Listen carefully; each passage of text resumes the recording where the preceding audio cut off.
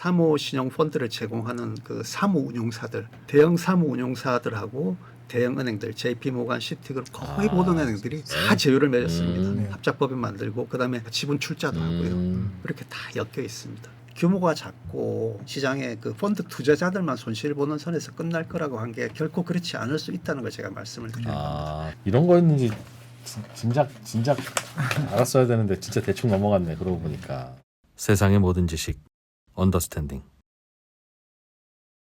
여러분 잘 아시는 자본시장연구원의 신보성 박사님, 예, 최근에 요 3호 대출 관련해서 보고서를 또 하나 고맙게 내주셔서 겸사겸사 인사도 드리고 공부도 하고 하려고 모셨어요. 어서 오세요. 예, 네. 어서 오세요. 예. 반갑습니다. 네, 오랜만에 뵙겠습니다. 예, 잘 지내시죠? 네네. 오늘은 3호 대출 이야기 좀 해보겠습니다. 네. 그냥 뭐 3호 대출이 뭐예요? 도대체 왜 그래요? 뭐 이런 질문을 드릴 수밖에 예. 없는데 차근차근 좀 설명을 해주시죠. 예, 그동안에 사실 나중에 이제 결론 부분에서 말씀드릴 건데 지금 간단히 이제 두 가지씩으로 말씀을 드리면 그동안에는 이제 미국 사무 신용시장이 이제 그 규모도 크지 않고 그 안에만 머물러 있기 때문에 예. 그 사무 신용시장발 뭐 위기 혹은 시스템 리스크 가능성 거의 없다는 게 이제 대다수의 견해였던 것 같아요. 근데 이제 제가 쭉 큰 그림을 맞춰 보다 보니까 생각보다 이게 그렇게 간단한 건 아닌 것 같다. 예, 이게 뇌관이 될 수도 있을 수도 있겠다. 예, 있겠다. 예, 그런 생각이 들어가지고 오늘 그 부분을 조금 같이 나눠봤으면 하겠습니다. 기초부터 좀 배워보죠. 3호. 이제 우선 뭐 우리 사무 대출에 대해서 이제 이야기를 하려 그러면은 우선 사무 신용이 뭔지부터 디파인부터 좀 하고 들어가야 될 텐데요. 우선 첫 번째로는 흔히 집합 투자기구, 뭐 영어로는 컬렉티브 인베스트먼트 비어클이라 그러는데 말 그대로입니다. 돈을 집합해가지고 투자하는 기구. 여러 사람이 돈 모아서. 그렇죠. 그게 소위 우리가 말하는 펀드입니다. 그렇죠? 예, 펀드를 통해서 비공개 비상장 중견기업에 대출하는 게 사무대출이다. 상장회사는 증자하면 되니까. 네네. 그래서 그 밑에 이제 그 표를 제가 간단하게 정리를 했는데요. 그 대출 시장에서는 차입자가 있고 대출자가 있겠죠. 근데 차입자를 보시면은 차입자에는 대기업도 있을 거고 소기업도 있을 거고 자영업자도 있을 거고 가게도 있을 거고. 근데 이런 부분 다 제외하고요. 오직 비공개 비상장 중견기업을 대상으로 할 때만 사무대출이다 이렇게 보시면 되고 대출자는 또 은행도 있고 저축은행, 여신전문회사, 모기지회사, 할부금융회사, 보험회사 이런 데들도 다 대출을 하거든요. 근데 이건 다 제외하고 오직 펀드 형태로만 펀드가 대출 주체가 되는 경우를 사무신용 시장이라고 보시면 됩니다. 그래서 흔히 사무신용 펀드라 그러고요. 그다음에 이제 흔히 최근에 그 언론에 보시면 이 사무신용 시장 이야기하면서 BDC라는 얘기 많이 들어보셨을 거예요. 그게 이제 영어로는 저기 비즈니스 디벨롭먼트 컴퍼니라는 건데요. 사업 개발 회사라는 건데 말이 회사지 그냥 회사형 펀드다. BDC도 똑같은 펀드다 생각하시면 됩니다. 다만 일반 펀드하고 달리 조금 규제가 다릅니다. 그러니까 그 적격 자산이라고 그러는데요. 적격 자산의 70% 이상을 우정을 해야 되는데 그 적격 자산은 주로 조금 전에 제가 말씀드린 비공개 비상장 중견기업 이 다 들어가는 겁니다. 그게 이제 주로 그러다 보니까 이제 BDC도 대부분 사무신용 시장에서 이 중견기업을 대상으로 대출을 하고 있다 이렇게 보시면 됩니다. 그래서 사무신용 펀드는 규제가 없는 펀드고 BDC는 규제가 있는 펀드다 이렇게 보시면 됩니다. 그래서 이 둘 중에는 BDC가 상장되어 있는 경우가 있습니다.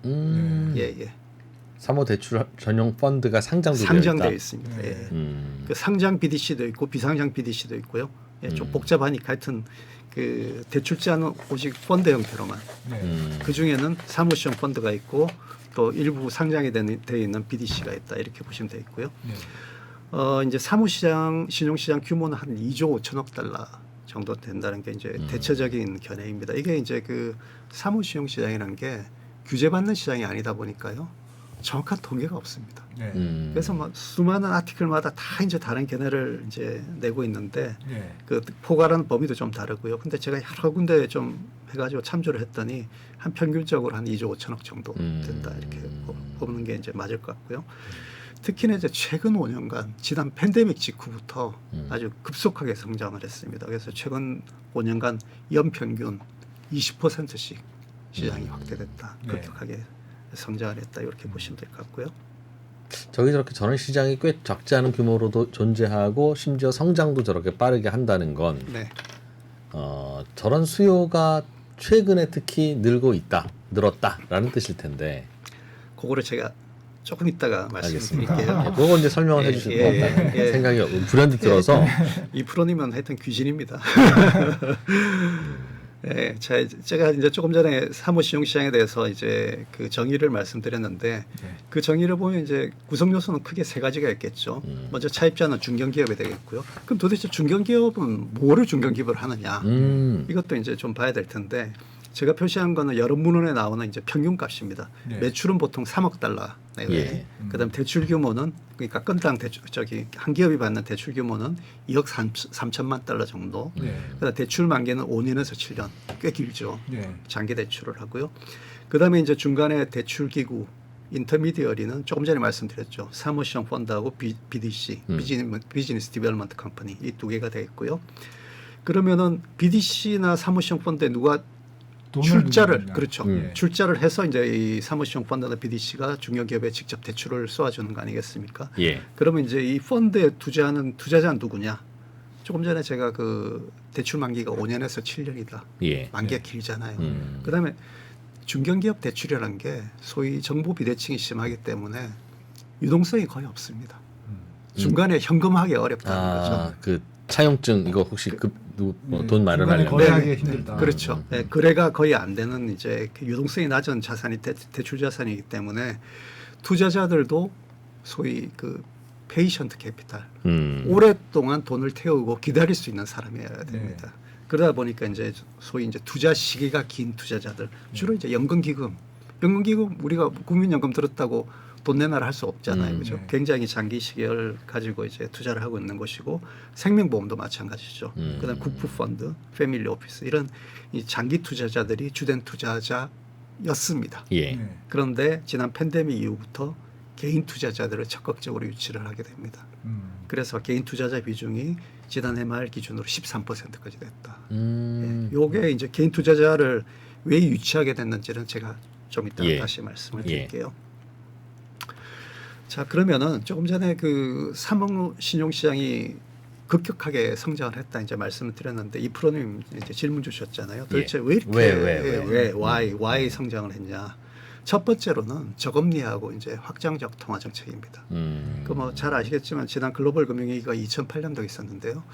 그 이후에 한 제로 금리가 12년 동안 제로 금리 시절이었습니다. 그러니까 돈 굴리고 싶은 사람 입장에서는 굴릴 때가 마땅치 않더라. 그렇습니다. 예. 한 12년간 제로 금리고 제가 카운트를 해봤더니 나머지 기간도 대부분 1%에서 2%였어요. 기준금리가.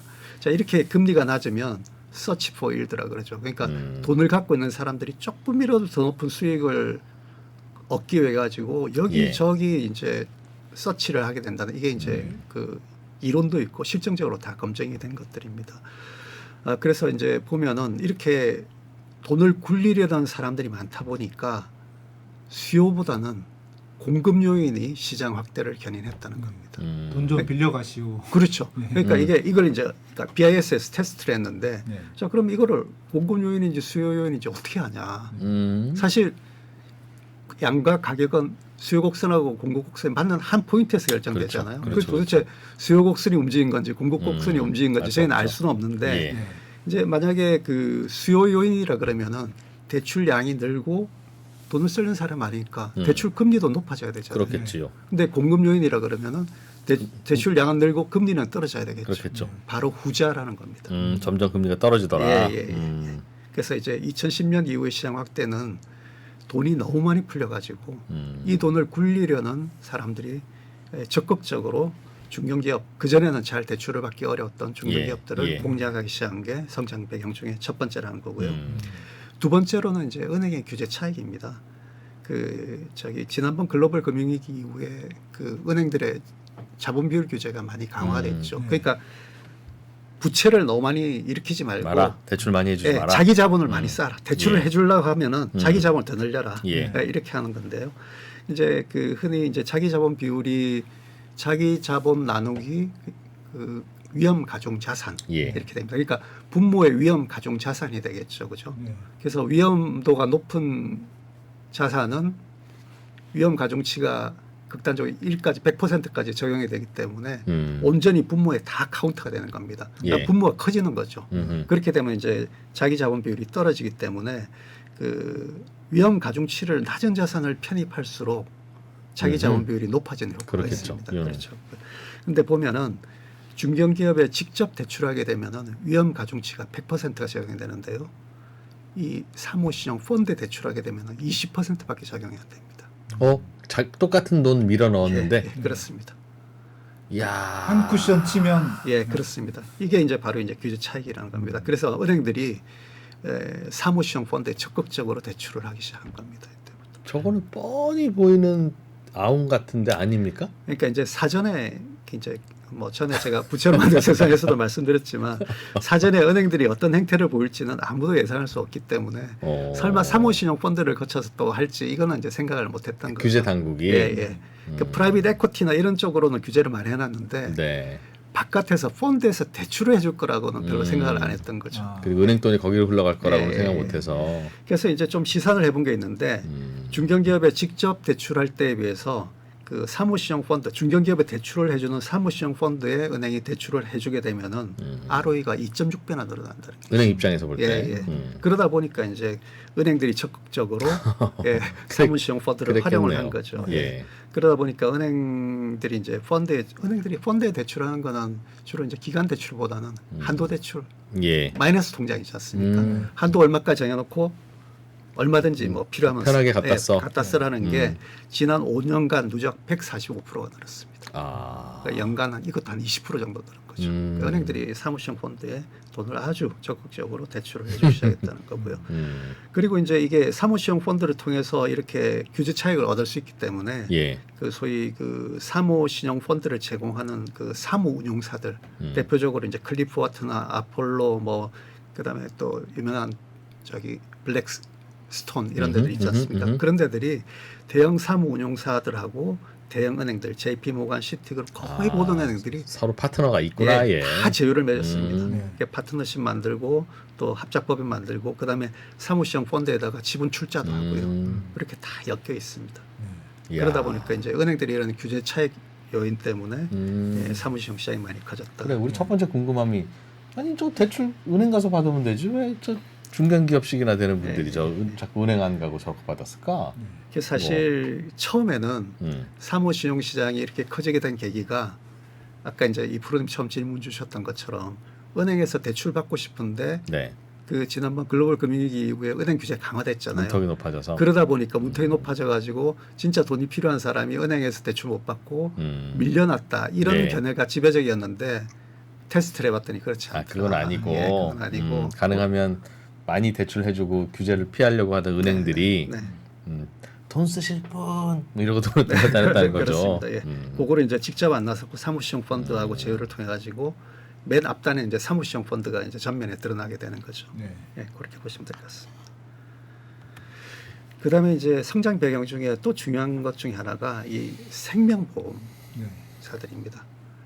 그 이제 대형 사모 운용사 그룹 아까 이제 그 저기 블랙스톤, KKR, 뭐 칼라일, 뭐 저 RS 이런 애들이 이제 대형 사무 운용사들인데요.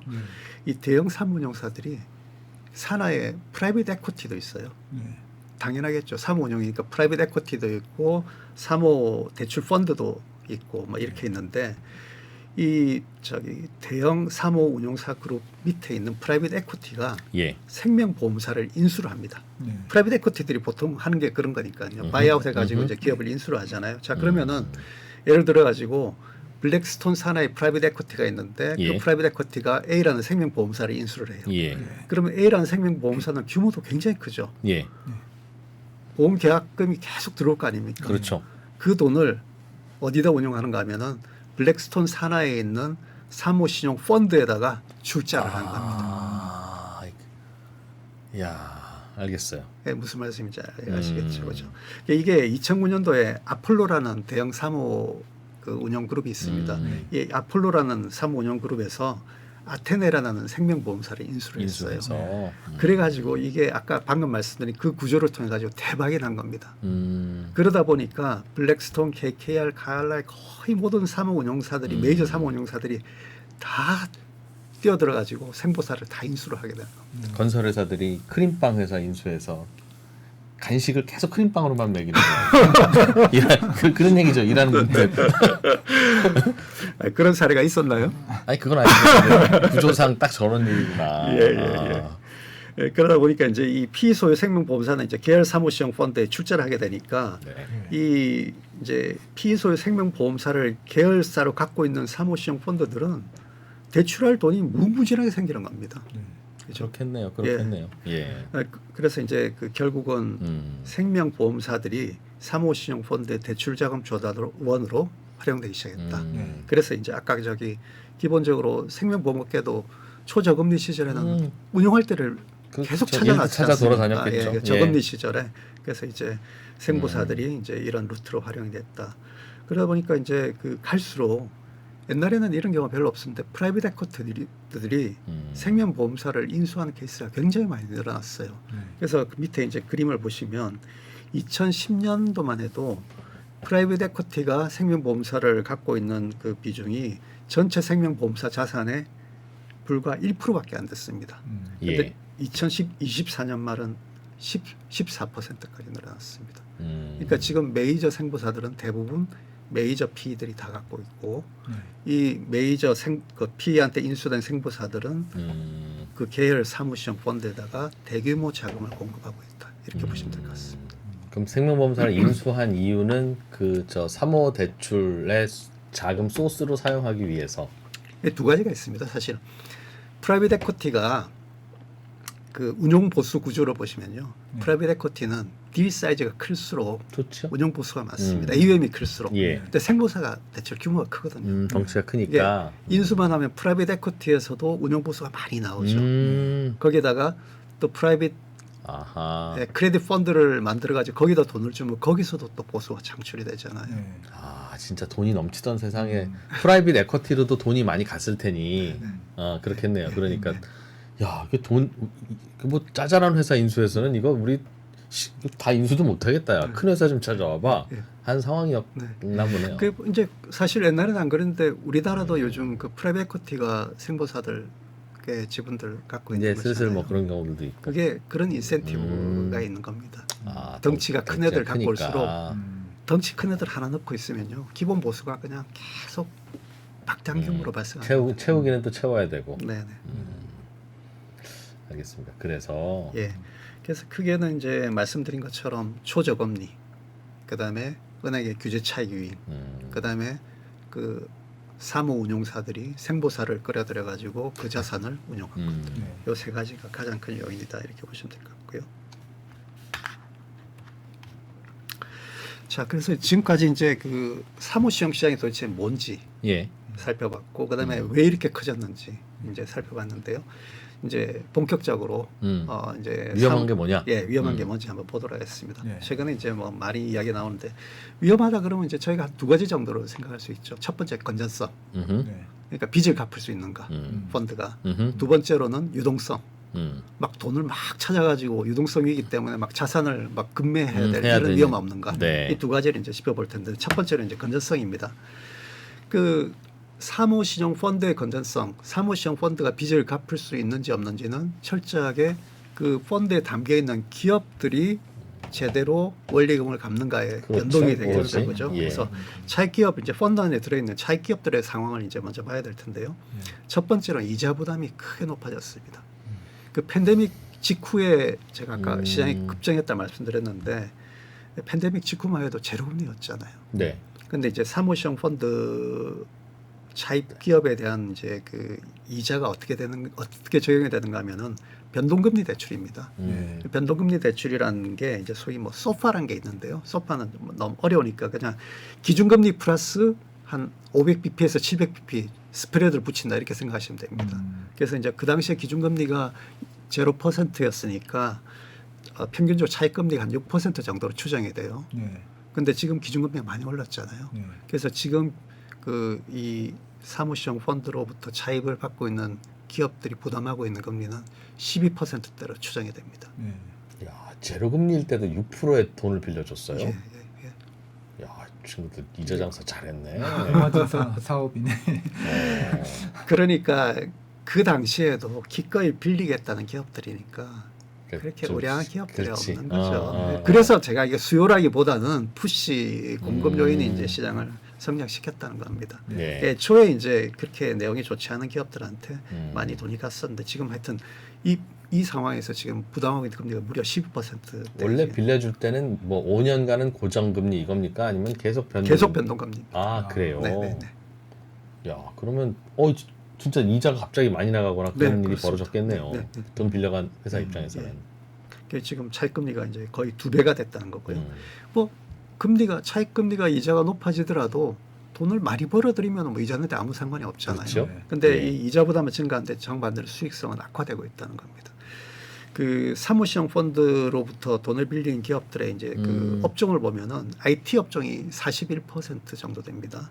뭐 경우에 따라 조금 적게 보고되는 경우도 있는데, 근데 이 IT 업종 그럼 좀 막연하잖아요. 근데 뚜껑 열어보면 대부분 소위 사스 기업이라고 소프트웨어 그러죠. 회사들. 예, 소프트웨어 회사들. 요즘 AI 때문에 막 급격하게 뭐 주가도 떨어지고 수익성 안 좋아지는 이 사스 기업들이 이제 대부분이다. 어도비 이런 회사들. 네, 그러다 보니까 어도비만 해도 중견기업은 아닙니다. 그러니까 그 거긴 밑에 대기업. 한참 밑에 작은. 기업들입니다. 예, 한참 어도비 정도면 뭐 거의 타격 없습니다. 예. 근데 이제 최근에 그 이코노미스트의 올해 봄에 나왔던 이제 기사인데요. 그 기사를 보면은 최근에 사스 기업의 중에 절반이 에비타. 이 에비타가 꼭 영업이익은 아닌데 영업이익 계산하다가 네. 보시면 되는데 그게 마이너스라는 겁니다.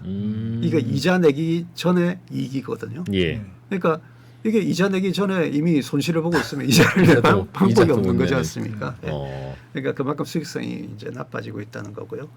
그래서 결국은 수익은 줄고 있는데 이자 보람이 늘어나니까 이제 소위 이자 보상 비율 또 안 되고. 예, 영업이익으로 이자를 얼마를 낼 수 있는가? 그게 이제 그 1을 넘겨야 그래야. 예, 이자를 낼 수 있는데 차익기업의 3분의 1이 이미 2023년도 시점에 이자 보상 비율이 1 미만이었다. 자, 그렇다면 지금은 훨씬 높아졌겠죠. 근데 이자를 못 내면 저 무슨 돈으로 지금 저걸 그럼 계속. 그래서 이제 그 밑에 보시면 예.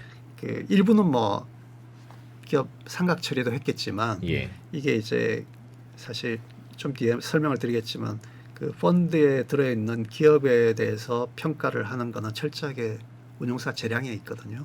그래서 될 수 있으면 상가를 좀 늦추고 있습니다. 대신에 이제 PIK라는 게 있는데요. 페이먼트 인 카인드. 이것도 이제 최근에 조금 고도화 됐을 텐데 이게 뭔가 하면은 이자는 기본적으로 현금을 내야 되잖아요. 그렇죠. 근데 현금이 없잖아요. 없죠. 없으니까 자 그러면은 돈을 빌려달라 펀드한테. 이자만큼 빌려달라. 그 돈으로 이자를 낸 셈을 치는 거죠. 대신에 대출원금 그만큼 높아지는 겁니다. 뭐야 돌려막기. 그러니까 카드론 받아서 이자 냈다는 뜻이잖아요. 그렇습니다. 예. 정말? 근데 카드로는 카드 회사에서 빌려가지고 은행한테 갚는 거잖아요. 예. 얘는 카드 회사한테 빌려서 카드 회사한테 갚는 겁니다. 그렇지. 네. 그 PRK 비중이 보시면은 2022년도만 해도 한 5% 6%밖에 안 됐어요. 그러면서 그래도 건전해라고 그냥 하고 있다는 거죠. 그러니까 손실 인식을 이연을 시키고 있는 겁니다. 지금. 야, 우리도 저축은행들이 PF 대출했다가 문제가 됐을 때 이자 못 갚고 그러면 대출 더 해줘서 대출 더 해드리고 그 돈으로 이제 하기도 하고 그랬는데 이게 이제 그 두 분 기억나실지 모르겠지만 저는 이제 사회생활 연식이 있어 사회생활 좀 일찍 했는데요. IMF 직전에 은행들이 이런 행태들을 했었어요. 이자를 못 내잖아요. 대출을 더 해줍니다. 아, 돈 빌려간 기업들한테 그 돈으로 이자를 내세요. 왜냐하면 연체가 되면은 내가 골치 아프니까 충당금 쌓아야 되고 뭐 규제 들어오고 이렇기 때문에 그다음에 일본에서도 그 90년대 이런 일이 빈발했었고요. 미국에서도 1980년대 이런 은행들이 있었습니다. 그러니까 비슷한 행태가 지금 사무시형 펀드에서 벌어지고 있다 이렇게 보시면 될 것 같습니다. 그 이제 펀드에 담은 기업들의 그 상환 능력이 이렇게 떨어지면 당연히 펀드 가치는 떨어지겠죠. 그러겠죠.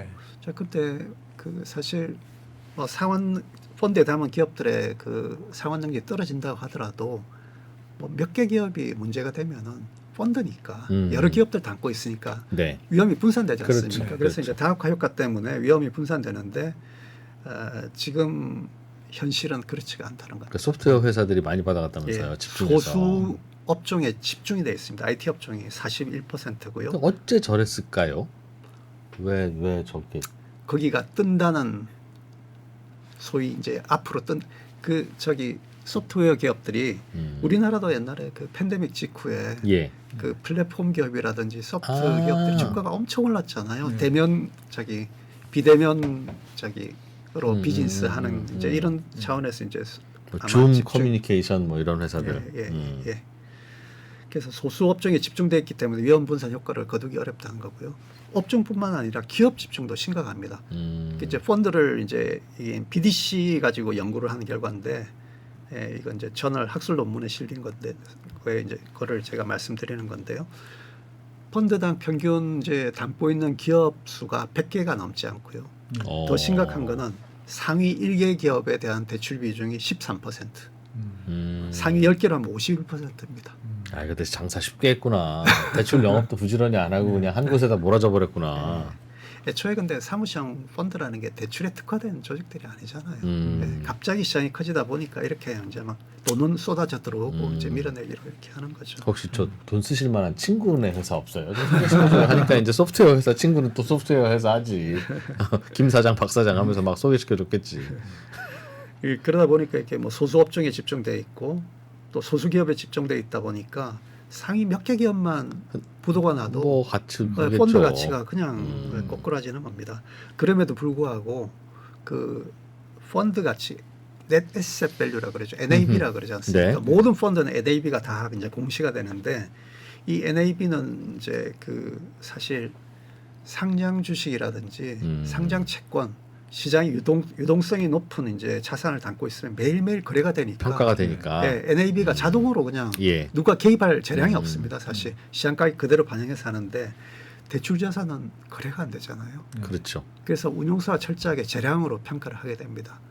그 야. NAV가 굉장히 늦게 지금 야, 이건 시험 보고 자기 시험도 자기가 채점하는 거잖아. 야, 채점도 느리게 한참 있다가 이게 물론 이제 외부 평가사가 있긴 한데 굉장히 야. 조그만데 막혀가지고 사실상 운용사의 힘이 거의 들어간다고 보는 게 맞는 거고요. 아까 보시면은 이미 그 펀드에 편입된 기업들의 가치가 상당 부 훼손됐잖아요. 네. 근데 지금 NAV는 아주 조금밖에 지금도 약간의 수익이 나는 걸로 보고가 되고 있어요. 그렇겠지. 근데 이제 아까 제가 상장 BDC 중에 상장돼 있는 곳이 있다 말씀드렸죠. 네. 상장돼 있으니까 이거는 못 속이잖아요. 아, 좀 더 감사가 까다롭다는 거죠. 감사 까다로운 게 아니라 투자자들이 저 펀드에 담겨 있는 기업들이 이상한데 이러면 그럴 수 있으니까. ETF니까요. 일종의 ETF랑 네. 마찬가지 펀드니까 어. 시장 가격이 확 떨어지는 겁니다. 이게 예. 상장돼 있으니까요. 그래서 보시면은 BDC 가격이 지난 그 1년간 고점 대비 거의 30%가 떨어졌어요. 그러니까 이제 이게 사실 BDC의 시장 가격이 펀드의 NAV 실질 NAV를 선반영을 하고 있다 이렇게 볼 수 있다는 거죠. 그래서 이제 이게 또 IMF에서 연구한 결과인데 이 BDC도 NAV를 산정을 하거든요. 네. 모두 그것도 어차피 펀드이기 때문에 네. NAV를 이제 비유동 자산을 담고 있지만 산정을 해가지고 공표를 하는데 자기들이 공시한다는. 예. 그 NAV하고 BDC의 시가하고 이렇게 이제 실제로 펀드 가치가 훼손이 되게 되면은 BDC는 아주 천천히 NAV는 아주 천천히 떨어지는데 시장 평가는 시장 가격은 급하게 떨어진다는 게 나와 있고요. 네. 그다음에 결국은 이 NAV가 시장 가격에 수렴을 하는데 그 수렴하기까지 1년 이상이 소요된다. 라는 연구 결과가 나와 있습니다. 그러니까 지금 시장이 이제 실제 펀드의 가치를 선반영을 하고 있다. 그래서 여전히 온고잉 상태다. 사무시형 펀드에 이제 문제가 저럴 수도 있고 아니면 니네가 발표하는 NAV를 우리는 못 믿겠어라고 하는 행동의 결과일 수도 있는. 근데 건가요? 이제 기존에 봤더니 결국은 시장 가격을 NAV가 나중에 쫓아가더라. 예, 수렴하더라. 이렇게 되는 거예요. 네. 자, 그러면 이제 이게 펀드 가치가 이제 결국 이제 펀드에 담고 있는 자산 가치가 계속 떨어지게 되면 예. 부채가 많으면 갚지를 못할 수 있잖아요. 만약 그 펀드가 돈을 빌려준 그렇죠. 거라면. 그렇죠. 네. 근데 보면은 대체적으로 사무시형 fon드의 레버리지는 되게 낮은 걸로 알려져 있습니다. 그중에 상대적으로 이제 BDC의 경우에는 레버리지가 비교적 높은 걸로 알려져 있어요. 근데 BDC 밑에 이제 레버리지 보시면 최근에 많이 높아지고 있죠. 일관되게 쭉 높아지고 있는데 그럼에도 불구하고 전체 펀드 자산에서 부채가 차지하고 있는 비중은 54% 정도입니다. 이 말은 뭔가 하면은 펀드 자산 가치가 한 절반 가까이 날아가지 않는 이상은 그래도 빚은 갚을 수 있다는 거죠. 그런 셈인 거죠. 그죠? 빚을 갚을 수 있다는 건 투자자들, 펀드 투자자들한테 돈 돌려줄 수 있다? 아니죠. 펀드 투자자들은 지분 출자자잖아요. 예. 펀드 출자한다는 건 자기 에코티를 사는 겁니다. 아, 그거는 날라가고. 다 날라가죠. 예. 자기 자본은 다 날라가고. 아, 그러나 예. 반은 대출 받은 거니까 그거는 예. 그러니까 펀드 투자자들은 이러면 다 손실 있고 끝나는 거고요. 우리가 지금 고민하는 건 혹시 이게 금융위기의 뇌관이 될까봐 예. 들여다보는 건데 저거 가만히 보니 뭐 반 들어먹어도 그냥 지들 돈만 날리고 말겠구나 라는 대신에 투자자들은 손실을 보는 거죠. 하지만 빌린 돈을 못 갚을 가능성은 상대적으로 조금 낮지 않을까. 예, 한 50% 정도는 다 원금이 나가야 되니까. 근데 투자자들이 돈 빌려서 저기다 투자했으면 저것도 골치 아파지는데. 그리고 아까 뭐 기업이지만 개인 투자자 비중도 조금 그렇습니다. 높아졌다면서요. 그렇습니다. 그런 사람들 런이 있겠네요. 예, 그 부분은 제가 좀 이따 또 이제 말씀을 드릴게요. 그래서 이제 이 사무시형 펀드만을 따로 이제 사일로처럼 드러내서 보면 적어도 빚을 못 갚을 가능성, 건전성은 뭐 큰 문제는 없을 수 있다. 그냥 자기들만 죽고 말 것 같다. 예. 대신 투자자는 죽는다. 연쇄 뭐 신용 위기 이런 것까지는 아직 예, 그렇습니다. 알겠어요. 네. 예, 건전성에 대해서 이제 말씀드렸고 이제 또 유동성은 그럼 어떤가? 이제 조금 전에 백 기자님 질문하시는 이제 환매 관련해서 이제 말씀드릴 텐데 그 사무시형 펀드는 원래 폐쇄형이었어요. 그러니까 이제 우리가 펀드가 폐쇄형하고 이제 개방형이 있잖아요. 예. 그 폐쇄형은 한번 팔고 나면은 딱 문 닫아버리죠. 문 닫고 몇 년간 쭉 그냥 그 상태대로 지속해가지고 만기돼서 돈을 돌려주는 거고 한 5년이나 10년 이후에. 근데 이제 개방형은 언제든지 돈을 태울 수도 있고 찾을 수도 있고 그게 개방형이에요. 뭐 ETF나 이런 것들이 이제 좀 개방형 펀드의 대표적인 거다 이렇게 보시면 될 것 같고요. 근데 이제 그 아까 사무시형 펀드 제가 말씀드렸지만 담고 있는 자산이 대출 자산이에요. 유동성이 거의 없는 거예요. 그렇죠. 팔 수가 없어요. 그러니까 인출해 달라면은 돈을 줄 수가 없어요, 그죠? 그렇지. 빌려간 사람이 돈을 갚아야 돼. 그런데 대출 만기도 5년에서 7년이라 말씀드렸잖아요. 그러니까 내줄 돈이 없어요, 예, 사실은. 예. 그래서 이제 항상 폐쇄형으로 이제 운영을 했는데 아까 이제 그 공급 요인 때문에 시장이 이제 커졌다 말씀드렸잖아요. 그런데 그것도 기관 투자자들이 계속 돈을 태웠는데 2020년 정도를 고비로 기관 투자자 자금이 늘어나는데 조금 이제 한계가 왔어요. 그러다 보니까 은행은 사실 많이 넣지는 않습니다. 그다음 은행은 이제 아까 말씀드린 것처럼 펀드에 대출해 준다든지 우회적으로 이제 뭐 대출해 주고 이런 거고요. 펀드 출자는 많이 하지 않는데 펀드 출자 많이 하는데 주로 이제 연기금들, 그다음에 생보사들, 그다음에 국부 펀드들 뭐 이런 데들이거든요. 그런 데들이 이제 이미 돈을 너무 많이 넣었기 때문에 더 이상 이제 늘어나는 속도가 이제 굉장히 줄었다는 거죠. 알겠습니다. 그러다 보니까 개인 투자자들도 좀 공략을 해야 되겠다.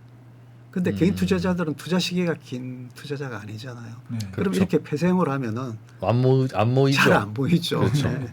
그러다 보니까 중개방형이란 걸 만든 겁니다, 소위. 또 저건 뭘까? 하여튼 잘도 만들어.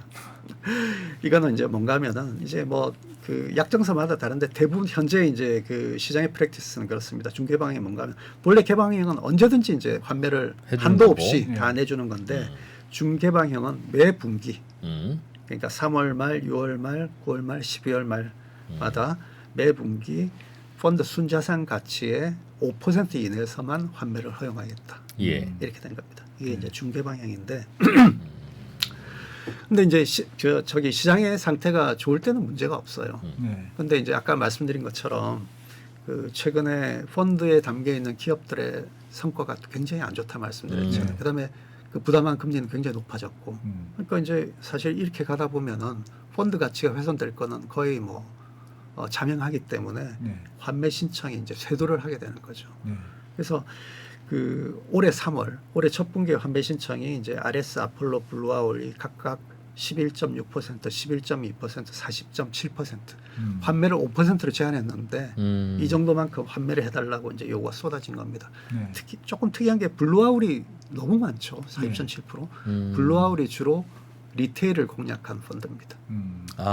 그 개인들 돈을 네네. 받아서 네네. 개인들 돈 달라는 개인들이 많이 쏟아진다. 주된 투자자들이 개인 투자자들입니다. 네.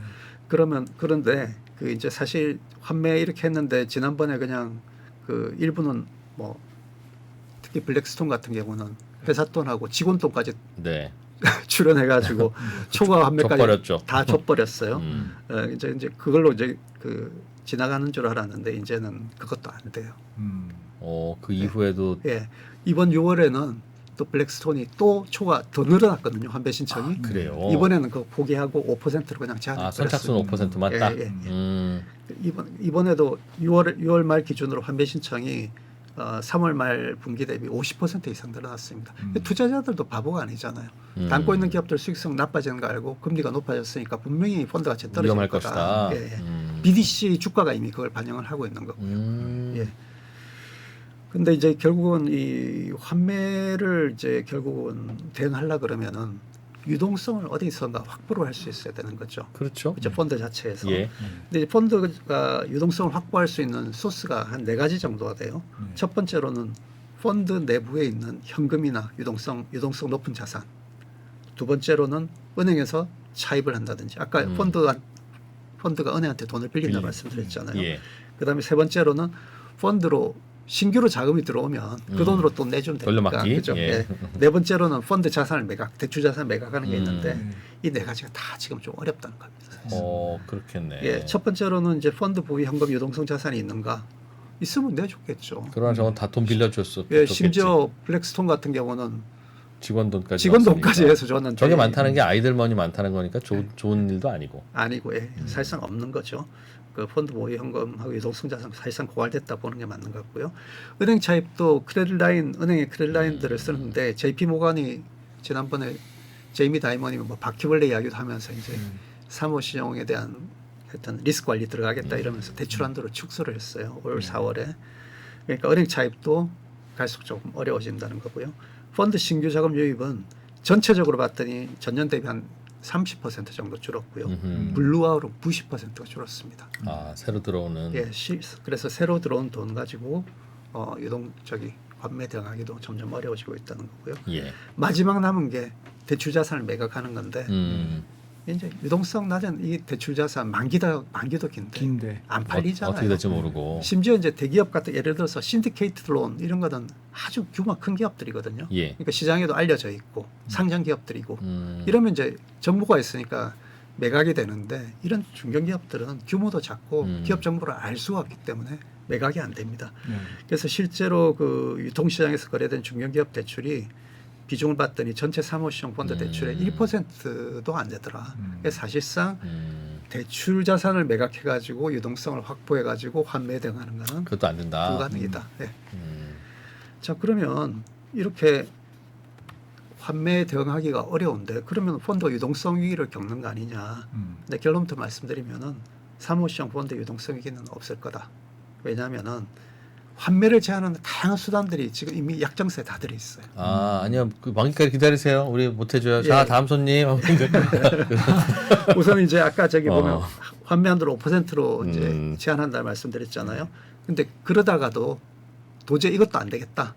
그러면은 서스펜션이라 그러는데 환매를 아예 중단시켜 버립니다. 예. 0으로 만들어 보인다. 예. 환매 한도를. 옛날에 그 저기 중앙은행이 설립되기 전에 그 미국의 은행들이 뱅크런 생겼을 때 예. 그냥 예금 지불 중단을 그거가 똑같은 겁니다. 저래도 돼요? 됐죠. 그 당시에 됐죠. 지금도 되고. 네, 지금도 되죠. 이거는 이미 왜냐하면은 약정서 상에 들어있기 때문에. 상황에 따라서 5%도 안 들릴 수도 있어요. 그렇게 되어 있습니다. 그다음에 슬로 페이 프로비전 뭐 이래 뭐 복잡하니까 제가 아마 설명은 다 안 드릴 거고요. 이렇게 환매를 제한 다양한 수단이 있기 때문에 설령 유동성이 없더라도 버틸 수는 있다는 겁니다. 문을 닫아버리는 거죠. 예. 다만 펀드 가치 하락은 지속될 거다. 그러겠지.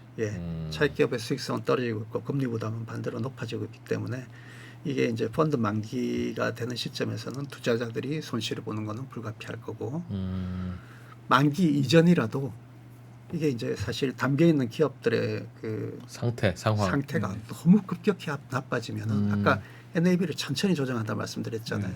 근데 야. 실질하고 그 NAV 조정 NAV가 너무 차이가 나게 되면은 나중에 투자자들한테 소송도 당할 수 있고요. 네. 그렇겠네요. 그다음 왜냐하면 또 NAV 가지고 사실 NAV 크기 가지고 운용 보수도 받고 그러거든요. 그러니까 니네들이 보수 더 많이 받으려고 속인 거 아니냐 이 소송도 들어오고 규제 당국에 또 처벌도 받을 수 있고요. 이렇기 때문에 진짜 상황이 너무 나빠지면은 NAV가 한꺼번에 급락할 가능성도 있습니다. 그렇게 되면은 만기 이전이라도 조기 손실이 불가피할 수 있는 거죠. 야, 저거는 근데 저렇게 될 가능성이 높은데 저게 저 굴레에서 벗어나는 유일한 방법은 돈 빌려간 소프트웨어 회사들이 돈을 잘 벌어서 그냥 그 갚아주는 수밖에 없는데 그거 말고는 계속 돌려막기를 해야 되는 업체들일 텐데 저 상황에서는 돌려막기가 안 될 거 아니겠습니까? 누가 또 저런데 돈 빌려주겠어요? 안 해주죠. 그러면 만기 돌아오자마자 이제 디폴트하고 손드는 기업들 쏟아지기 시작하고 야 그럼 저거는 투자자들은 손해 많이 볼 가능성이 높네요. 네, 저는 그렇게 보고 있습니다. 네. 적어도 대출한 뭐 은행한테까지 손실이 얼마나 갈지는 모르겠지만 예. 그 펀드에 투자한 투자자들은 뭐 기관 투자자들이라든지 뭐 그리고 생보사들이라든지 아까 은행들은 규제를 회피한다는 게 거기에 투자한다는 건 아니고 거기에 대출을 해주는 투자도 일부 하는데요. 은행 본체는 지분 투자를 미국에서 못 하게 돼 있습니다. 예. 그러니까 은행 지주회사 산하에 다른 회사가 펀드 일부 출자도 그렇게 합니다. 해서 예. 근데 이제 은행은 사실 다 구제를 해주니까. 예. 자 그러면은 지금까지 이제 그 사모시형 펀드에 예. 펀드만 따로 분리해 가지고 빚을 갚을 수 있느냐, 건전하냐, 그죠?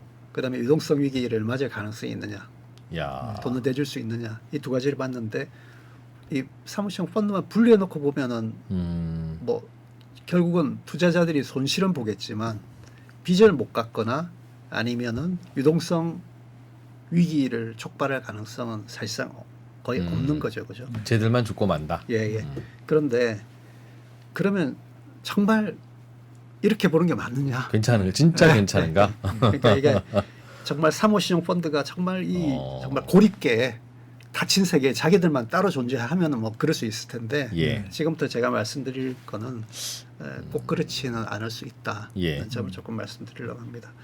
흔히 이제 그 사무시용 시장 발 시스템 리스크 가능성은 뭐 없다는 게 이제 뭐 그동안에 뭐 여러분들 뭐 여기저기 그렇게들 언론에서도 그렇고 뭐 연구자들도 그렇고 기관들도 그렇고 사무시용 시장 발 시스템 리스크 가능성은 없다고 보는 게 뭐 대세인 것 같아요. 근데 이제 그러면 하나하나 한번 저희가 한번 살펴보도록 하죠. 흔히 시스템 리스크를 촉발하는 요인, 드라이빙하는 요인으로는 한 4가지 정도로 듭니다. 첫 번째 규모. 네. 그 시장에 노출된 규모가 얼마나 되는지 사이즈가 되고요. 그게 크면 위험하다. 그렇죠. 네. 큰 놈이 자빠지면은 뭐 문제가 되니까. 두 번째로는 연계성입니다. 그러니까 사모시용 시장하고 다른 금융회사가 줄줄이 연계되어 있으면은 사모시용 시장이 문제가 되면은 연결되어 있는 애들도 문제가 될 수 있잖아요. 그러니까 이제 상호 연계성이 높을수록 시스템 리스크를 이제 촉발한다 이런 부분이 되겠고요. 지난번에 그 서프라임 모기지 사태 때도 그랬죠. 은행, 투자은행, 뭐 그다음에 그 저기 CDO하고 뭐 ABCP 통해 가지고 MMF까지 다 연결이 됐잖아요. 그러다 보니까 줄줄이 다 파산했던 거고. 그래서 상호 연계성을 보는 거고요. 세 번째로는 레버리지입니다. 빚이 얼마나 많은가. 이제 항상 빚이 많으면은 자산 가격이 조금만 떨어져도 빚을 못 갚는 거잖아요. 네. 그래서 이제 펀드 가치가 떨어지는 상황에서 금융 시스템 전체적으로 레버리지가 많으면 이제 문제가 될 수 있다는 거고요. 그다음 단기 차입. 단기 차입은 빨리빨리 갚아야 되니까. 저렇게 했으면 리스키하다. 그래서 흔히 이제 시스템 리스크를 촉발하는 요인으로 규모, 연계성, 레버리지, 단기 차입 이 4가지를 이제 주로 들고 있는. 저걸 하나씩 확인해 보면 되겠네요. 네, 그렇습니다. 지금 하나 좀 살펴보도록 하겠습니다. 네. 과연 쟤네들만 죽고 말 것이냐? 그럼 네. 다행인데. 첫 번째로는 이제 시스템 리스크 유발 요인으로 이제 규모부터 한번 보도록 하겠습니다. 대체적인 평가는 지금 아까 제가 모두의 시장 규모 2조 5천억 정도라 말씀드렸죠. 예. 2조 5천억 정도기 때문에 시스템 리스크를 유발할 정도 규모는 아니다. 이게 이제 대체적인 견해인데 이거는 사실 카운트가 안 된 부분들이 있어요. 은행에 추가로 노출이 된 부분이 있습니다. 소위 이제 듀얼바로 이중 차입자라고 하는데요. 네. 그러니까 사모시형 펀드한테 대출을 받은 그 기업이 예. 은행에서도 또 돈을 빌리는 겁니다. 그럴 수도 있죠. 네. 예. 그런 기업들이 절반이라는 겁니다. 음흠. 조사를 해봤더니. 네. 그러면은 사실 동일한 리스크에 은행도 노출돼 있고 저기 사무시형 펀드도 노출돼 있잖아요. 예. 그 사무시형 펀드만 대출해준 금액만 보면 안 된다는 거죠. 금융 시스템 전체적으로 볼 때는. 소프트웨어 회사들이 죽으면. 예. 네. 근데 이게 이중 차입자를 지금 카운트를 안 한 부분이 되겠고요. 네.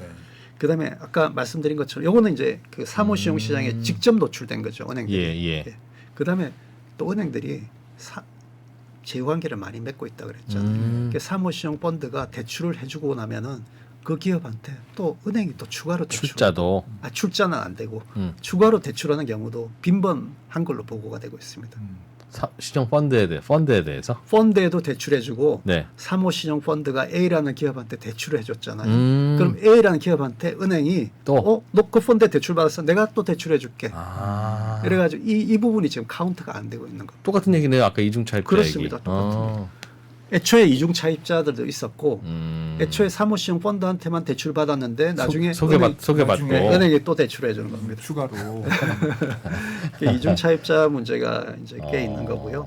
요거는 이제 은행이 사모시형 시장에 직접 노출이 된 경우가 될 거고, 두 번째로는 아까 사무시형 펀드에 은행이 대출해 준다 말씀드렸죠. 이건 간접 네. 노출. 그다음에 은행은 아니지만 은행 그 저기 지주회사의 펀드 출자분도 있고 이렇게 해서 사실 은행의 노출이 그렇게 적지 않다. 이 부분까지 카운트를 해야 된다는 거고요. 두 군데서 빌렸구나. 네. 두 군데서 빌리면 좋겠네. 여기 만기되면 여기서 빌려다가 저기 갚고.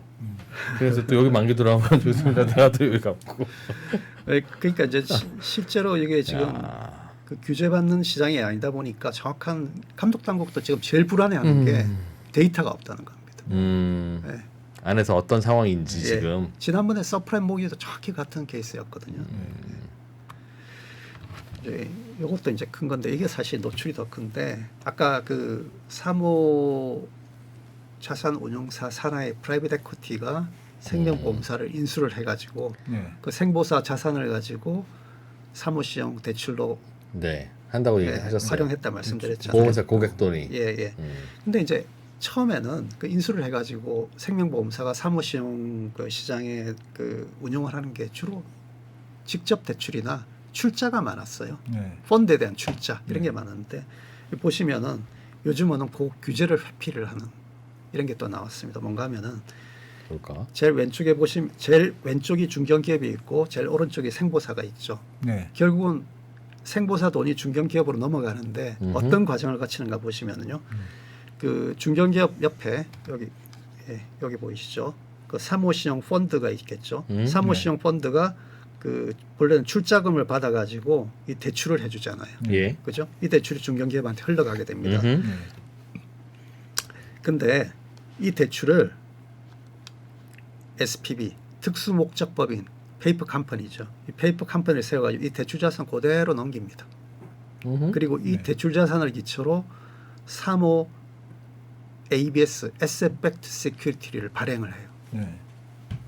그러니까 대출 자산 담보부 증권 채권이 되는 겁니다. 그거를 생보사가 투자를 하게 됩니다. 그럼 왜 이 짓을 하는가? 혹시 플로우는 지금 이해됐어요. 옛날에 우리 서브프라임 배울 때 네네네. 은행들은 손님들한테 대출을 해주는 걸로 보이지만 그게 아니라 대출 약정서 쓰면 은행들은 이 대출 약정서를 뒤에다가 투자자한테 또 판다면서요. 그러니 은행은 둘이 갚든 안 갚든 이건 우리랑 이제 위돈 케어고 또 이제 손님 오시면 대출 해드리는 척하고 대출 해드린 이 전파를 또 사서 또 돈 받고. 예. 좀 저지 똑같은 예, 그렇습니다. 그런 그래서 거죠. 사모시형 펀드가 자기 그 자산북의 대출이 있잖아요. 소프트웨어 회사한테 빌려준 예. 대출 차용증을 이 대출을 뒤로 가서 그대로 생보사한테 판다는. 빼가지고 특수목적법인을 세워요. 그래서 넘겨가지고 이 대출을 또 그대로 생보사가 뭐 저기 사는 게 아니고요. 이 대출을 근거로 사모 ABS를 발행을 합니다. 네. 그리고 이 사모 ABS에 대해서는 신용평가회사들이 신용등급을 높게 매겨요. 저 소프트웨어 회사들 빌려준 대출 채권인데 그렇죠. 왜 높게 매길까요? 이제 그럼 안 되는데.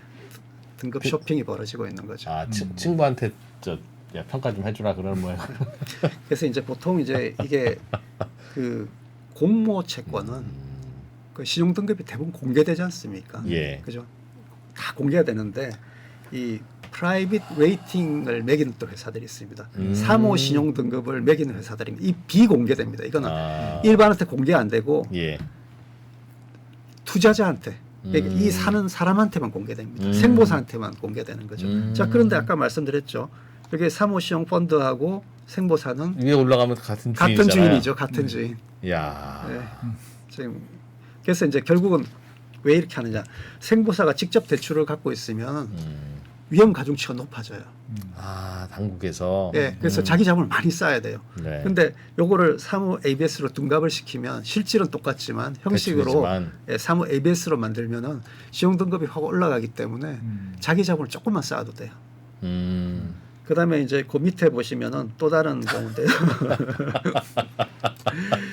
그 사무시형 펀드가 이제 대출을 해주고 대출해주면 이제 이 대출을 위한 자금은 펀드 투자자들이 출자금이 있을 테고 네. 또 채권을 발행할 수도 있잖아요. 돈을 은행한테 안 빌리고 사무 채권을 발행하는데 이 사무 채권에다가 생보사가 또 투자를 합니다. 그러면은 생보사가 출자를 하는 것에 비해서는 아니면 혹시 직접 대출 그 펀드에 대출하는 것보다는 이 사무 채권을 발행하고 이 사무 채권에 대해서 또 자기 아는 시험평가회사들이 높게 시험등급을 주기 때문에 이 또 자본 적립이 이제 사모대출하는 펀드한테 돈을 빌려준 거네요, 생보사가. 예, 그렇습니다. 그래서 요 제가 점선으로 만들어놨죠. 요 과정을 하나 더 만드는 겁니다. 생보사 돈이 들어갈 때 눈치 들 보이게.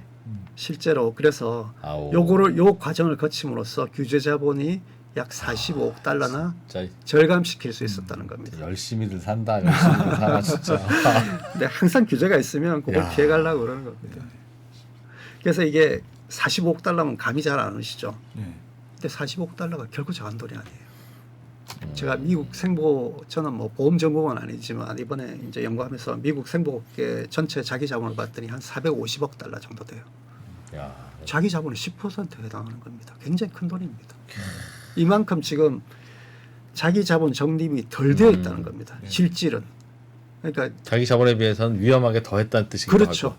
그러니까 굉장히 지금 위험한 상태인 거죠. 이런 상황에서 이게 그 사모대출의 그 실상이 그대로 현실화돼 버리면은 당장 앉은 자리에서 자기 자본이 10%만큼 까진다는 의미도 되겠죠.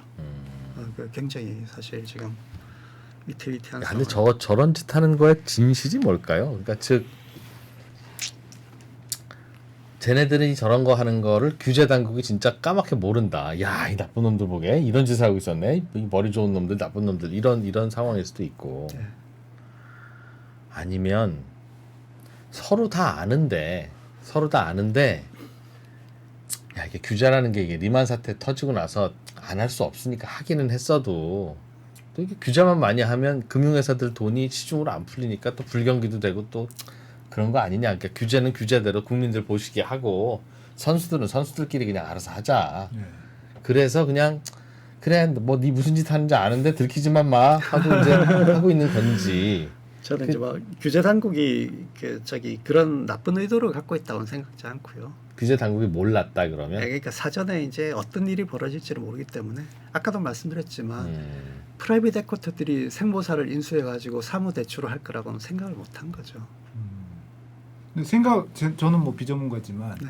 생보사만 해도 규모가 꽤 있는 회사인데 저렇게 사모 ABS나 사모 채권 같은 걸 사모으면 티가 나지 않나요?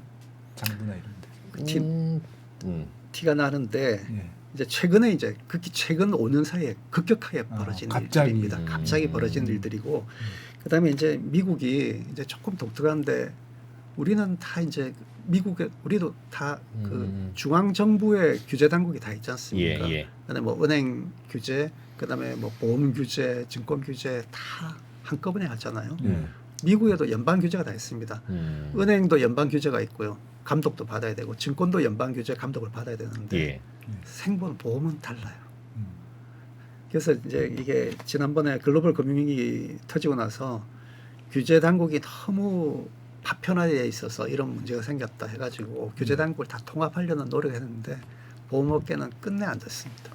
아, 그럼 보험은 규제하는 당국이 또 따로 있어요. 우리처럼 금감원이 카드도 하고 은행도 하고. 주 규제 당국이 따로 있습니다. 주별로. 아, 그렇구나. 네, 주별로 따로 있습니다. 다만 그 NAIC라 그래가지고요. National Association of Insurance Commissioner, 그러니까 주 규제 당국의 전국 연합체. 라고 해가 지네들이 그냥 뭐 표준 권고 정도 하는 거고요. 연방 정부가 아닙니다. 그거는. 그럼 주별로 보험회사에 대한 규제가 다르겠군요. 다르죠.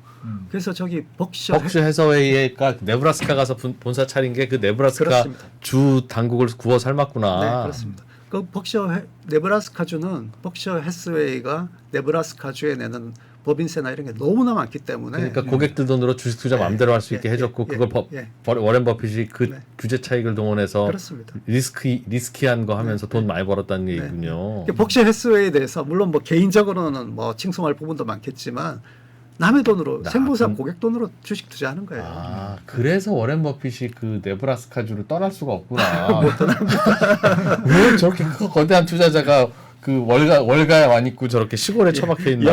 영원히 오마하의 현인으로 남을 수밖에 없습니다. 아, 오마하에 감금돼 있었구나.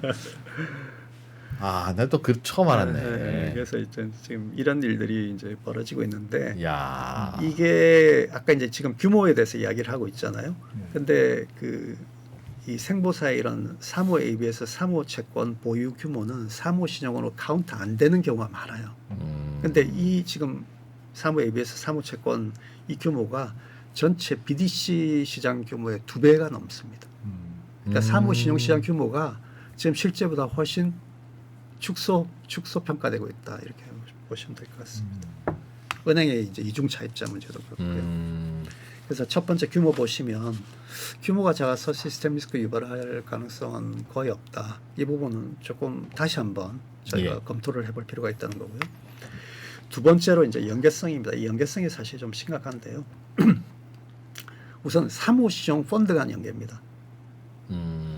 2개 이상의 펀드에서 차입하는 차입자가 61%입니다.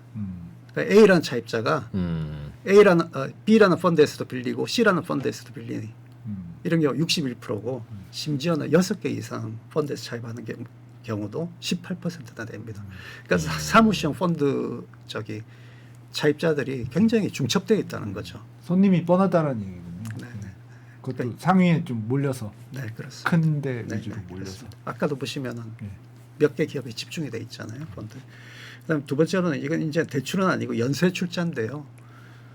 예를 들어서 이제 클리프워트라고 또 이제 사모 운용사가 있는데 요 밑에 사무시형 펀드가 있어요. 그 펀드가 이제 투자자들한테 돈을 모을 거 아닙니까? 출자를 받을 거 아닙니까? 그 출자하는 투자자 중에 이 펀드가 베어링스가 운영하는 BDC 또 사모 펀드 신용 펀드가 되겠죠. 이 지분을 3분의 1이나 갖고 있어요. 그러니까 출자 연쇄죠. 아, 그러니까 A라는 사무시형 펀드가 B라는 사무시형 펀드에 투자자로 가입하고 B라는 사무시형 펀드는 C라는 사무시형 펀드에 또 투자자로 가입하고 이 출자 연쇄가 많습니다. 저거 비슷한 거 그런 것도 있습니다. 내가 이것도 진짜 문제다 싶은 거 하나 있는데 박사님, 뭐냐면 우리 그 기부금 받는 이른바 착한 일 하는 그런 모금 단체들 있잖아요. 모금 단체들은 이제 그 연말정산에 뭐 혜택도 주고 그러려면 그 소비자들한테 모금 받아서 좋은 일에 쓸게요라고 한 후에 좋은 일에는 요만큼만 쓰고 나머지는 자기들 인건비 갖고 가고 그러면 안 되잖아요. 그래서 규제가 예를 들면 30%까지만 니네 인건비하고 70%는 사업에 써야 된다. 라고 그런 규제를 만들어 놨더니 여기서 뭐 어떤 짓을 하냐면 30%는 자기 인건비 갖고 가고 70%는 이제 좋은 일에 써야 되는데 좋은 일에 쓰는 돈이라는 게 뭐냐면 듬성해가지고 다른 모금 단체에 줘요. 그럼 얘네 입장에서는 좋은 일에 썼죠? 예. 근데 이 돈은 또 일 들어가면 이거의 30%가 또 인건비야. 그럼 남는 돈을 또 어디 다른 모금 단체한테 줘. 그러니까 너댓 군데 돌아다니면서 다 자기네 인건비로 쓰고 좋은 일로는 안 가는. 그러나 몰라요. 우리는 30% 인건비하고 나머지는 좋은 일에 썼는데 우리가 직접 싸기가 좀 그래서 저기가 좋은 일 한다길래 우린 저기에다 준 거예요. 다들 그러고 있더라고요. 애초에 이제 그 기부금의 취지에 안 맞는 거죠. 똑같은 짓을 하고 있는 그런 거죠. 예. 그래서 이게 그 사모시형 펀드 시장 안에서도 펀드 간에 이렇게 연계되어 있기 때문에 한두 개 메이저 펀드가 무너지면은 전체 펀드 시장이 콜랩스 될 가능성이 있다는 거고요. 그다음에 이게 사모시형 펀드뿐만 아니라 아까 프라이빗 대부분이 지금 사모시형 펀드는 계열 프라이빗 에쿼티를 다 갖고 있어요. 네. 메이저 운용사들이 그 밑에 프라이빗 에쿼티도 있고 사모시형 펀드도 있고 다 그렇게 말씀드렸잖아요. 그래서 사모시형 펀드하고 프라이빗 에쿼티를 동시에 영위하는 이 운용사 그룹이 전체 사모시형 시장의 81.2%를 갖고 있습니다. 그러니까 프라이빗 에쿼티하고 사모시형 펀드가 밀접하게 노출되어 있다. 그래서 동일 기업에 다 노출되어 있어요. 사실 프라이빗 에쿼티는 지분을 출자를 하고 예. 계열 사모시형 펀드 또 대출을 넣어주고 이러다 보니까 한 기업이 망가지면은 지분에서도 까지고 대출도 손실을 나는. 한 회사에 두고 형도 출자하고 삼촌도 돈 빌려주고 뭐 이런 거죠. 그렇죠. 엄마가 가서 일해주고 아버지는 취직해 계시고 이 회사 망하면 온 가족이 다 망하는. 예, 예. 아. 그게 사실 최근에 보면 좀 이상한 게 그 사실 사모시형 펀드 규모보다는 프라이빗 에쿼티나 이런 쪽이 훨씬 크거든요. 네. 근데 보면은 둘 다 영위하는 블랙스톤, KKR, 블루아울이 지난 1년간 주가를 보시면 고점 대비 43%, 41%, 50%, 40, 50% 하락을 하고 있어요. 네. 이런 게 이제 다 이런 우려를 이제 반영을 하고 있다 이렇게 보시면 될 것 같습니다. 연계성은 첫 번째로는 이제 사모시형 펀드 간 연계, 그다음에 사모시형 펀드와 프라이빗 에쿼티 간의 연계. 근데 이제 사모시형 펀드와 프라이빗 에쿼티 간의 연계라는 건 이거는 사실 사모시장 생태계 전체거든요. 그러네. 예, 사모시장 생태계 전체가 좀 위험해질 수 있다는 거고요.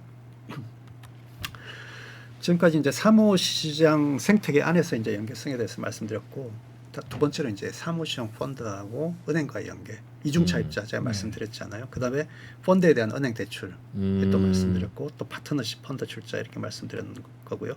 또 다른 하나는 합성 위험 이전 거래라고. 저것도 뭐예요? SRT는 저 KTX랑 그러니까 수소에서 출발하는 그런데 이제 통합이 돼가지고 이제 없어져 버렸죠. 근데 하여튼 이 신세틱 리스크 트랜스퍼라고요. 이게 이제 이름도 복잡한데 참 이 복잡하면 일단 의심하고 봐야 됩니다. 새로 이름이 어려우면은 이게 뭔가면은 은행이 중견기업에 대한 대출을 해주잖아요. 그 대출을 대차대출표 그냥 그대로 갖고 있어요.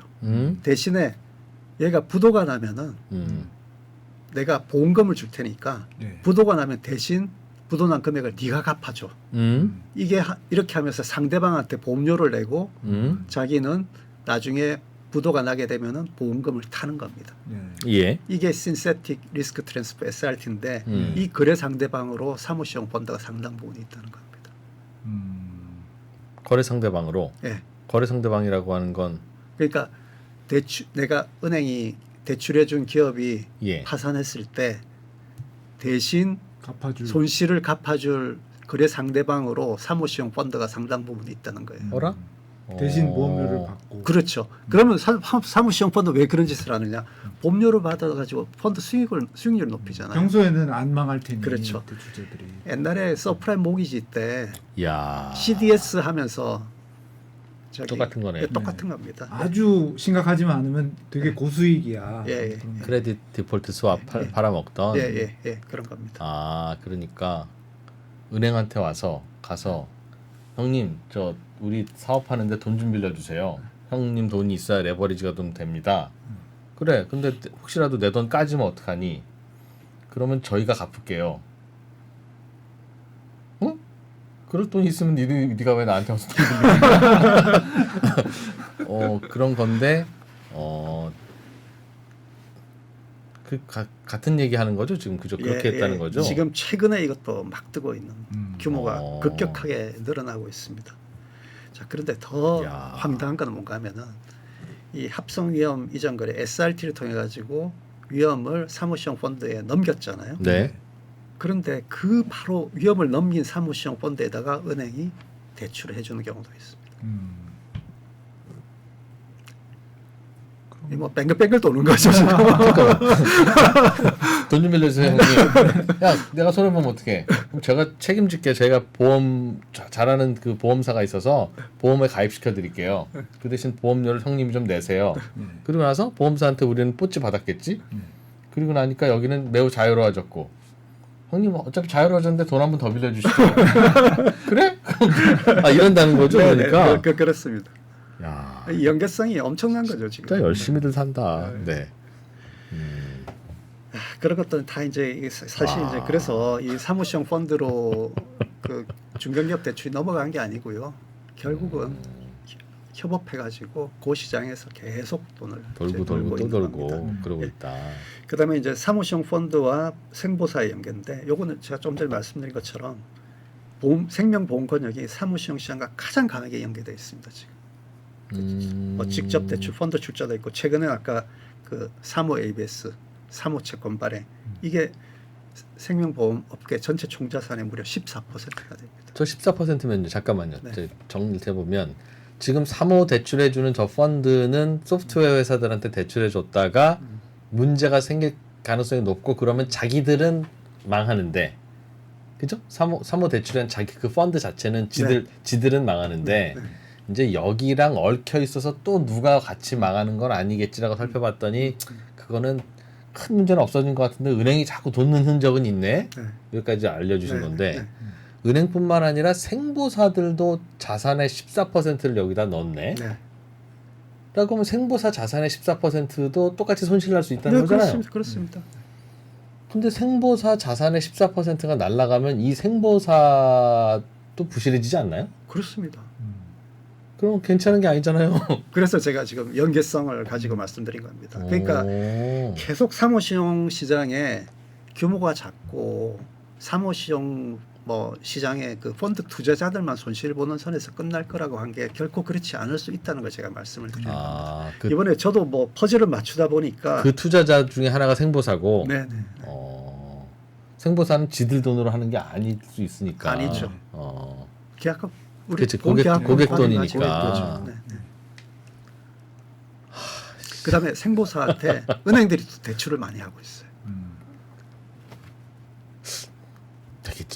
되게들 친한가 봐요. 거의 뭐 저는 아닌데. 그러니까 이제 뭐 돈을 벌려는 데는 참 다들 이제 이런 걸 이제 이노베이션, 금융 이노베이션이라고 그러는데요. 하여튼 그래서 이제 사모신용 시장의 건전성이 악화되면은 생명보험 권역 전체의 건전성이 훼손될 가능성이 이건 농후하다. 그러니까 이제 물론 이제 이게 이런 제가 방금 이제 말씀드린 게 이제 결국은 그 펀드로부터 차입을 받은 기업의 수익성이 얼마나 빠른 속도로 나빠지는가 그게 달려 있습니다. 사실 천천히 나빠지면요 NAV도 천천히 하락하게 되고 그 일정 기간의 손실이 크지가 않기 때문에 은행이나 생보사 뭐 이런 데도 다 크지가 않기 때문에 다 자기 자본을 흡수를 할 수 있거든요. 예. 근데 이제 수익성이 급격히 나빠지거나 그다음에 금리 부담이 급격히 높아지는 경우.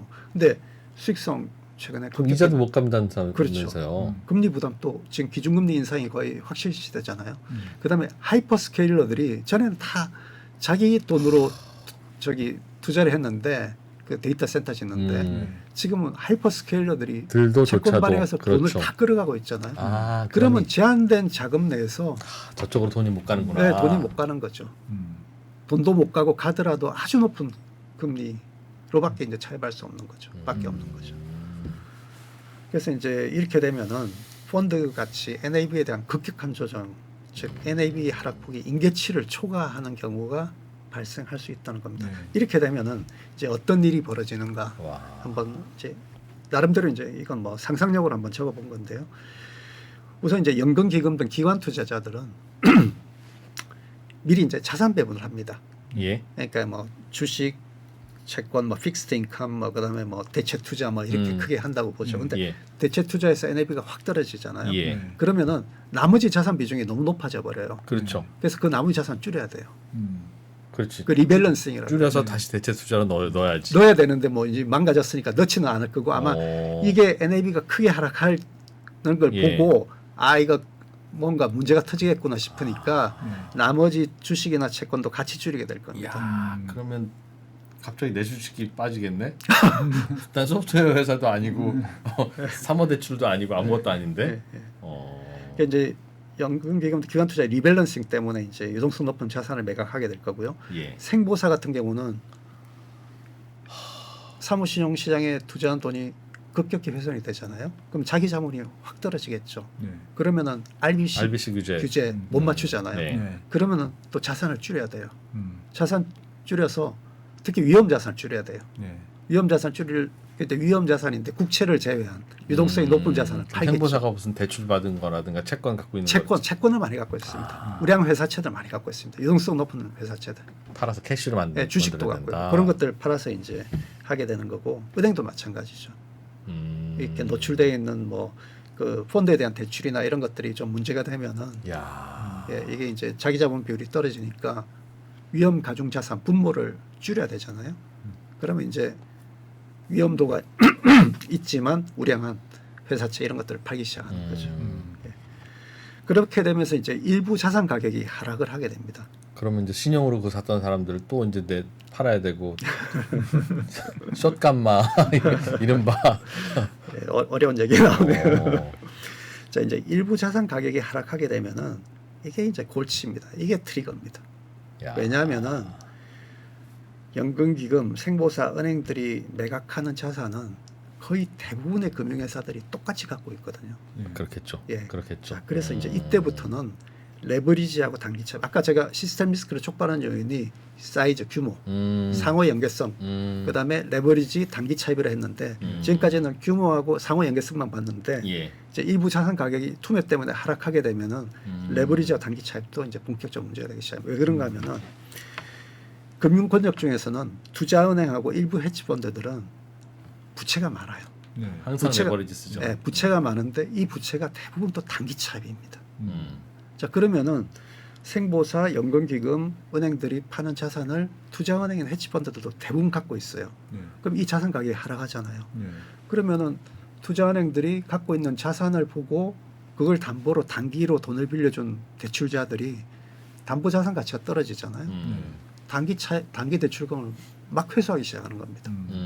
그러면은 그쪽에 유동성 문제가 생기니까 기존에 있던 자산들은 또 더 많이 또 처분을 해야 돼요. 투자은행, 헤지펀드는.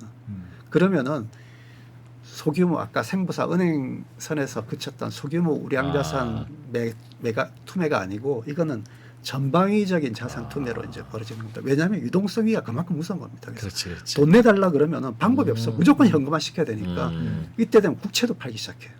무조건 현금화를 시켜야 되니까. 그러니까 이제 전반적인 이제 자산 가격이 다 하락을 하게 되는 거죠. 그래서 유동성 위기와 자산 가격 하락이 서로를 강화시키는 이런 이제 사이클이 이제 형성이 되고 뭐 이렇게 되면 이제 전체 금융권이 건전성이 훼손되는 건 이제 시간 문제가 되는 거죠. 좀 저런 시나리오가 만들어지려면 초기에 어떤 것이 트리거일까요? 만약에 저런 일이 벌어진다면 초기에 어떤 증상이 나타날 때 야 이거 일 커진다라고 우리는 이해해야 될까요? 그러니까 이제 1번이 뭐가 나타날까요? 기업 부도죠. 소프트웨어 기업 디폴트 선언. 그러면 사모대출 해준 쪽이 만세 부르고 우리도 디폴트고 순서가 이렇게 그러다 보면 이제 거기에 돈 넣었던 생보사니 뭐 이런 데는 그 평가를 NAV를 깎아야 하니 자기 갖고 있던 멀쩡한 국채나 주식을 던지기 시작하고 그걸 대충 알고 있는 애는 우리가 먼저 던져서 우리 거를 손실을 피하자 싶으니까 이제 먼저 던지기 게임 시작되면서 이제 너무 근데 이제 이런 일이 일어나지 않을 수도 있습니다. 그러니까 결국은 사무시형 펀드에 담겨 있는 기업들의 그 상환 능력이 얼마나 빨리, 얼마나 빠른 속도로 대규모로 떨어지느냐, 아니면 서서히 조금씩 떨어지냐, 여기에 이제 전적으로 달려 있다 이렇게 보시면 됩니다. 그 규모에서. 자 그러면은 이런 시나리오가 정말 희박한 시나리오냐, 한번 조금 또 생각해 볼 필요가 있을 것 같습니다. 지난 글로벌 금융위기 이후에 이제 장기간 확장적인 통화 정책을 쓰는 바람에 민간 부채가 굉장히 많이 늘어나 있죠. 근데 이렇게 민간 부채가 늘어났는데 거의 20년 가까이 지금 금융위기가 없었어요. 예. 부채가 이렇게 빠른 속도로 늘어났는데 금융위기를 겪지 않은 시기는 지금이 거의 유일합니다. 역사상. 그게 이제 결국은 연준 풋. 항상 구제해 줄 거다. 이제 이런 믿음 때문에.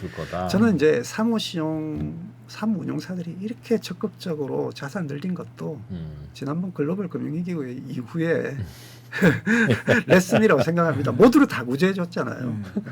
다 특히 이렇게 막 엮여 있으면은 결국 은행 생보사 뭐 다 엮여 이제 무너지기 때문에 그래서 이제 이렇게 왔는데 최근에 이제 그 제가 기업의 파산 건수를 한번 쭉 트레이스를 해봤더니 그 지난해 미국 기업의 파산 건수가 글로벌 금융위기 직후에 기업 파산이 제일 많았잖아요.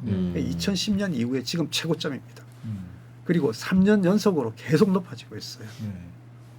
그래서 이게 NAB가 급락할 가능성이 완전히 없다고 하기에는 디폴트 되면 NAV가 급락할 거고 디폴트가 안 되는 상황에서도 NAV 평가를 좀 엄격하게 해야 되겠다. 뭐 이런 분위기가 되면 NAV부터 급락하기 시작하고 그러면 아까 걱정하던 트리거가 있을 수 있으니 NAB 급락이 트리거입니다. 요 상황에서의 그 카나리아는 상장되어 있는 아까 뭐라고 하셨죠? BDC 가격. 상장되어 있는 BDC 회사를 우리가 티커를 하나씩 알아다가 한 주씩 일단 사놓고 보초를 부어놓고 얘 주가가 어느 날 갑자기 막 30% 빠지고 막 이러면 무슨 일 벌어졌는지 확인해야 되는 거네요. 그게 제일 편하네요, 그죠? 상장 BDC 주가하고 그다음에 상장 사무운용사 주가.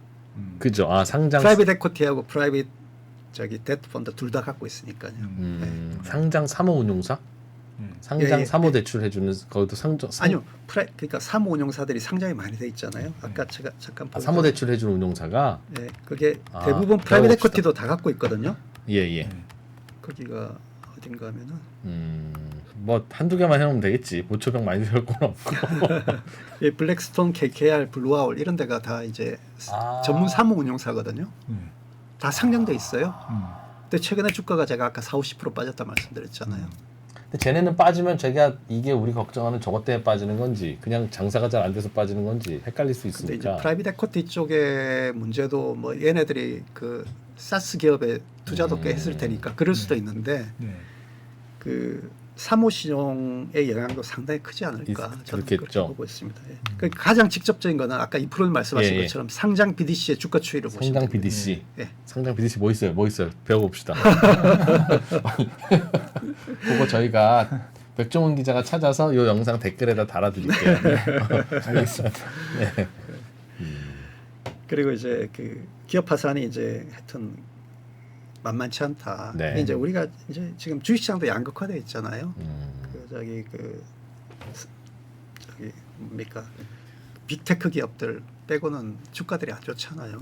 그 저기 기업의 상환 능력도 마찬가지입니다. 지금 이게 미국 기업의 파산 건수가 2010년 이후 최고라는 거는 이게 결코 그냥 만만히 볼 이슈는 아니에요. 이제 금리 자꾸 높은 상태라서 그렇겠죠. 수익 떨어지고, 그죠? 수익도 떨어지는데 금리는 계속 올라가니까 이게 뭐 발산하는 거죠. 그리고 금융 부분의 연계성은 과거 어느 때보다 사실 높아졌어요. 그래서 사모신용 시장만 탁 떼가지고 사일로식으로 보면은 이게 전체 그림을 못 볼 수 있다. 연결이 많이 되어 있다. 그거를 꼭 반드시 이런 일이 저도 안 벌어졌으면 좋겠고 벌어질 가능성 없을 가능성이 사실 더 높습니다. 그럼에도 불구하고 사무시용 시장 제가 사무시용 시장 연구한다 그러니까 주변에서 그거 다 끝난 얘기 아니냐고 그러시더라고요. 근데 공부하다 보니까 꼭 그렇지는 않을 것 같다 이런 느낌이 좀 듭니다. 근데 아까 요즘 이자율이 얼마라고 했죠? 12%인가 뭐 그렇다고 하셨죠? 10% 정도. 연 10%대 이자를 지금 매달 내고 있는 회사가 조금만 정상적인 회사면 그 돈 빨리 갚아버리지. 어디 다른 데서 더 융통을 하든 뭐 난 증자를 해도 심지어는 뭐 하려면 하겠네.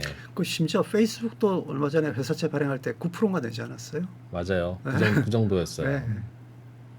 근데 그거야 이제 뭐 저 이른바 그 AI에 투자한다 하니까 이제 뭐 그래 화이팅 우리 하고 넘어가지만 그러니까 하이퍼스케일러조차 그 정도 그러네요. 금리를 그러고 보니까 부담하는데 얘네들은 어떻게 오죽하긴- 했습니까?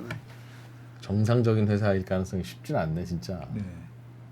그러니 갑자기 돈 많이 벌기도 어렵겠고. 야 이거는 시기의 문제지 언젠가는 이거 한번 불거져서 또 한번 푸닥거리 한번 하겠군요 느낌상. 저게 가만히 두면 정상화될 리가 있겠습니까?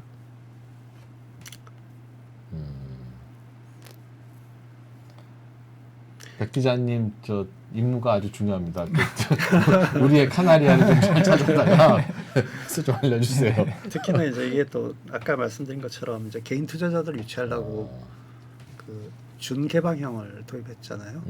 개인 투자자들 이제 손실 런이 발생하면 런은 이제 문을 닫아버리면 되니까. 근데 이제 결국은 손실은 볼 수밖에 없을 것 같거든요. 그러겠죠. 그렇게 되면 이제 또 이제 개인 투자자들에 대한 이제 불안전 판매라든지 이런 게 또 이제 이슈가 되고 그럴 것 같습니다. 야, 리스크는 그러니까 저금리 시대에 돈이 흔할 때 그 돈을 어디에 굴려야 될지 고민하던 사람들이 이제 리스키한 곳에도 막 굴리기 시작하고 하면서 항상 위기가 잉태하는 거군요. 저금리가 무서운 겁니다. 그러네. 참, 다들 열심히 살아 이 친구들 진짜. 그러네요. 아 이런 거였는지 진작 알았어야 되는데 진짜 대충 넘어갔네. 그러고 보니까 맞아. 조용하다고 그냥 잠재되어 넘어간 게 아니라 그냥 잠복되어 있는 건데 그죠? 자 오늘 여기서 마무리하죠. 또 한번 또 좋은 주제 있으시면 모셔서 또 듣겠습니다. 자본시장연구원의 신보성 연구위원님 잘 들었습니다. 고맙습니다. 네, 고맙습니다. 당신이 원하는 모든 분야의 권위자들 언더스탠딩 전문가 네트워크.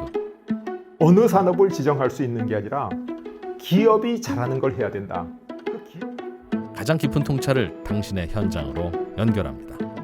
트리키에가 제가 많이 쓰는 편이에요. 호랑이 담배 피던 시절에는 말이 통했을 거예요. 검증된 전문가, 완벽한 매칭, 강연과 교육이 필요한 모든 순간. 강연 교육 문의는 언더스탠딩